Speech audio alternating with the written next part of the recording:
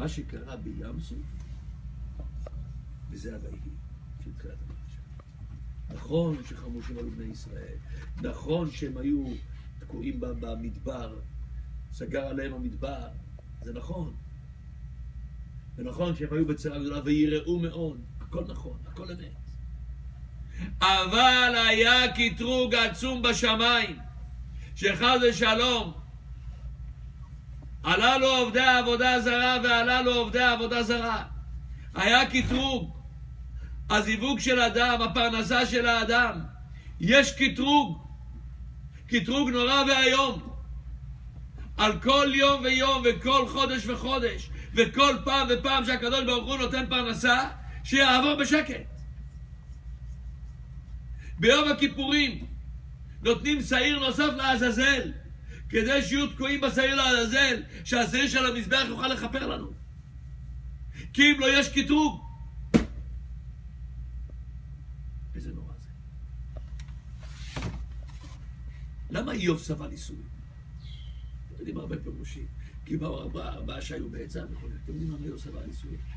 אומרים רבותינו, כיוון שהקדוש ברוך הוא רצה להוציא אותנו ממצרים, והשטן מקטרג, אמר לה הקדוש ברוך הוא, ראה עבדי איוב. הלך השטן ועכשיו הוא מטפל באיוב, הוא תקוע שם. הוא עזב אותנו לרגע, קראו לנו את הים, יצאנו ממצרים. ולמה איוב קיבל את הזכות הזאת? לפחות אולי כמו בלעם שדיבר, הוא שתק. זה שאתה שתקת תקבל איסורים. איזה איסורים? תשתיק להם את השטן. שטן עכשיו מטפל בו. הפלא ופלא.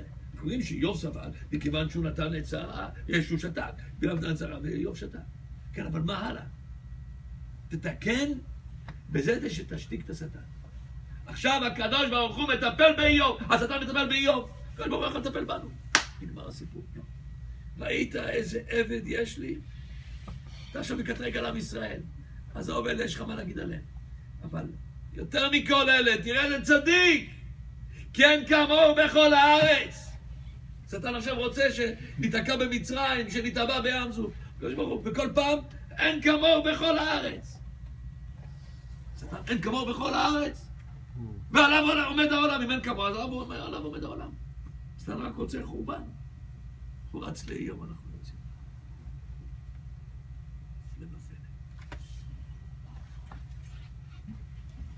הפרשה שלנו אומרת לנו דבר אחד. לכל דבר, בית משפט עליון כל שנייה, לכל אחד מאיתנו, כל הזמן משפטים. יש סנגור ויש קטגור. זה הפיוט של האשכנזים.